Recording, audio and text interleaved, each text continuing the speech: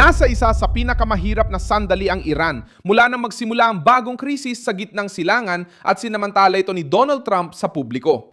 Ang pahayag na nanggingibabaw sa mga balita ngayong Biyernes, ika-24 ng Abril, 2026 ay direkta.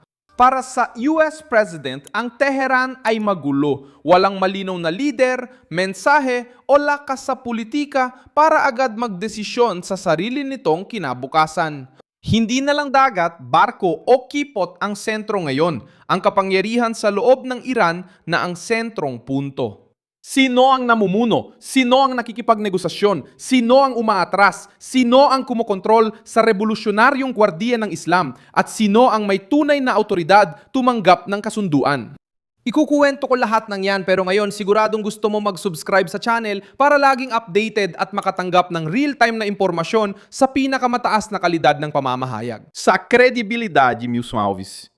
Sinabi ni Trump na nahihirapan ang Iran na tukuyin kung sino ang kanilang leader. Ginamit ang pahayag na ito bilang isang pampulitikang bomba laban sa Tehran. Hindi lang ito pang-uudyok, kundi malinaw na pagpapakita sa mundo na nawawala na ang katatagan ng rehimeng Iranian na laging ipinagmamalaki nila. Ayon sa Washington, may alitan sa pagitan ng mas mahigpit na sektor ng rehimen at mga grupong gustong makakuha ng respeto sa gitna ng digmaan, pagbagsak ng ekonomiya at pandaigdigang presyon. Ang larawan na ipinipinta ni Trump ay simple at makapangyarihan. Ang Iran ay hindi lang basta pinipilit, kundi magulo na rin. Ang rehimen na sa loob ng maraming taon ay sinubukang ipakita ang sarili bilang isang saradong estruktura, masunurin at handang harapin ang anumang kaaway na yon ay tila nahahati, mabagal at magulo. Ang pahayag ni Trump ay tumatama mismo sa puntong iyon. Ang rehimeng di kayang ipakita kung sino ang nagdedesisyon ay nagpapakitang mahina. Ang rehimen na hindi kayang magpadala ng nagkakaisang panukala ay nagbibigay ng impresyon na nawalan na ito ng kontrol sa sarili nitong mesa ng negosasyon. Dito nagbago ang krisis. Dati ibinebenta ng Tehran ang ideya ng paglaban at tinatakot ang mga kalaban. Ngayon, kailangang patunayan nitong may kontrol pa rin ito. Ngayon, dapat nilang ipaliwanag kung bakit magulo ang pamumuno nila. Dati, tinatakot nilang mundo gamit ang sugal. Ngayon, posibleng lumala pa ang krisis.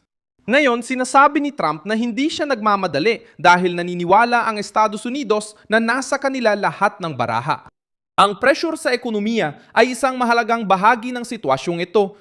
Sinabi ni Trump na ang Iran ay gutom na gutom sa pera at bumabagsak na sa pananalapi at sinabi niyang mawawalan ng $500 milyong kada araw ang rehimen dahil sa pressure sa kanilang mga ruta ng langis. Iniulat ng Fox News na inakusahan din ng Pangulo ang militar at pulis ng Iran na nagrereklamo dahil hindi nababayaran. Ipinapakita nitong lumampas na ang problema sa panlabas na politika at apektado na rin ang panloob na operasyon ng rehimen. Ito ang pinakamasakit na bahagi para sa Tehran. Ang krisis ay hindi lang diplomatikong usapin, ito ay pinansyal din.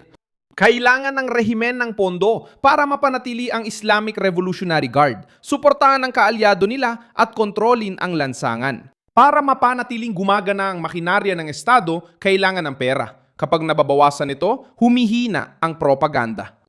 Nagiging mas mahal ang paglaban at ang tagumpay ay nagiging pabigat.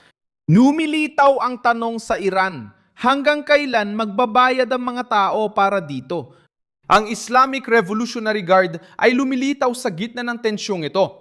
Iniulat ng Euronews na lumaki ang impluwensya ng grupo sa mga desisyon ng Iran, kung saan isinantabi ang mga leader civilian at mga konektado sa gwardya ang kumontrol sa desisyong militar at politikal.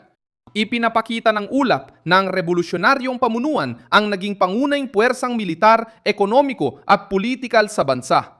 Ito ang nagpapaliwanag sa sinabi ni Trump tungkol sa kaguluhan. Kapag mas malakas ang militar kaysa sibilyang pamunuan, nais ng rehimen magmukhang matatag pero lumalabas din ang kanilang takot. Imbes magpakita ng kumpiyansa kay Trump, ipinapakita nito ang pagdepende sa armadong lalaki at pakikipaglaban para sa kaligtasan, hindi malinaw na negosasyon. Imbes na magbukas ng pampulitikang solusyon, iniiwan nitong hawakan ng Islamikong Revolusyonaryong Gwardiya ang krisis na nais panatilihin ang matigas na tindig para di magmukhang talunan. Ang matigas na tindig ay may kapalit, nagkakagastos, nadudulot ng pag-iisa at nawawala ang katatagan. Kung agad umurong ang Iran, baka akusahan ng mas radikal na grupo ang gobyerno ng kabiguan. Kung masyadong lumalaban ang Iran, lalo pang lulubog ang ekonomiya. Kung susubukan nilang makipag-usap, kailangan nilang tukuyin kung sino ang magsasalita para sa rehimen. Kung hindi naman makikipag-usap, mananatili silang naiipit sa unti-unting paghina. Ito ang labirinto na sinasamantalan ni Trump. Sa internasyonal na balita, lumalabas din ang pagsubok ng Tehran na tumugon sa akusasyon ng pagkakabaha-bahagi. Naglabas sa mga lider ng Iran ng magkakaparehong mensahe bilang pagpapakita ng pagkakaisa at suporta sa pinakamataas na pinuno, kasabay ng pagtanggi sa naratibo ng panloob na pagkakawatak-watak. Iniulat ng Wall Street Journal na ang mga magkakaugnay na pahayag na ito ay lumitaw mismo pagkatapos ng mga sinabi ni Trump tungkol sa pagkakabaha-bahagi sa pamunuan ng Iran. Ngunit may kabaligtarang epekto ito. Kapag maraming leader ang inuulit, halos parehong sinabi para ipakita ang pagkakaisa na itanim na ang pagdududa. Hindi kailangang agad ipakita ang tunay na pagkakaisa. Kapag nagmamadali ang rehimen, ipakitang nagkakaisa sila. Ibig sabihin tinamaan sila ng akusasyon. Alam ni Trump ito. Hindi niya kailangang patunayan bawat bitak. Kailangan lang niyang itanong sa tamang oras, sino talaga ang namumuno sa Tehran? Ipinahayag ng Iran International na ang mga pressure sa ekonomiya at mga panloob na pagkakabaha-bahagi ay maaaring magtulak sa pamunuan ng Iran na bumalik sa negosasyon. Para sa mga karaniwang Iranian, ang ideya ng tagumpay ay maaaring hindi ganong nakasalalay sa geopolitika kundi sa kakayahan nilang mabuhay sa gitna ng bumabagsak ng ekonomiya sa kanilang paligid at ang kaligtasan sa pagbagsak ng ekonomiya na nangyayari sa kanilang paligid. Ang pagkontrol sa impormasyon ay naging bahagi ng labang ito. Iniulat din ng Iran International na umusad ang Iran sa modelo ng piling pag-access sa internet kung saan ang ilang sektor ay may malayang access habang ang karamihan ng populasyon ay nananatiling limitado. Ayon sa mga eksperto, sinusubukan ng rehimen gawing permanente ang akbang na pangdigmaan bilang digital na kontrol na nagpapakita ng kanilang takot. Kapag nililimitahan ng gobyerno ang impormasyon sa krisis, hindi lang laban sa panlabas na kaaway, kundi sinusubukan din kontrolin ang mamamayan. Pinipigilan nitong kumalat agad ang pag-aaklas, kritisismo at paghahambing sa labas, habang pinapalakas ang pananaw ng kaguluhan sa loob. Ang matatag na rehimen di kailangang isara ang bintana, ang balisang rehimen kinokontrol pa ang liwanag. Si Trump ay ginagamit ang sitwasyon para dagdagan ng psikolohikal na pressure. Sa pagsasabing hindi alam ng Iran ang kanilang leader, nagsasalita siya sa Washington, sa mga kaalyado, sa merkado at sa mamamayang Iranian.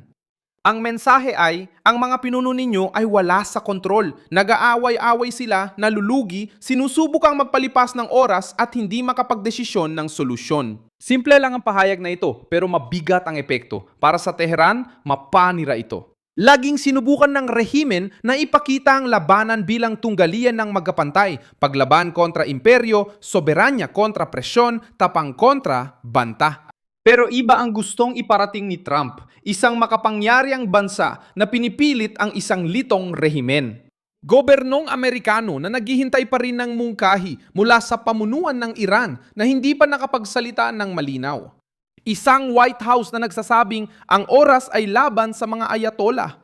Dahil dito, nagkaroon ng epekto ang sinabi ni Tehran. Hindi lang niya binanggit na may crisis ang Iran, kundi hindi rin nila alam kung sino ang leader nila. Isa itong mabigat na paratang para sa isang rehimen na itinayo sa paligid ng relihiyosong autoridad, disiplinang militar at kontrol sa politika. Ang pahayag ay tumatama sa simbolo ng sistema. Inaatake nito ang ulo, hindi ang gilid. Sa huli, dumada ng Iran sa napakahirap na panahon dahil ang krisis ay hindi na lang panlabas. Hindi ito napansin ng Pangulo at ginawang lakas ng Estados Unidos ang kahinaan ng Iran. Tumaya si Trump na mas mahina ang rehimen kaysa sa inaamin. Ang krisis na yung linggo ay nagpapakita nito. Ginigipit mula sa labas, nabibiyak sa loob at sinusubukang kumbinsihin ang mundo na sila ang kontrolado. Habang inuulit ng Washington ang pinakamasakit na parirala para sa mga ayatollah, Iran ay magulo. I-like ang video, mag-subscribe sa channel at basahin ang mga komento para maging aktibo sa komunidad ni Milson Alves.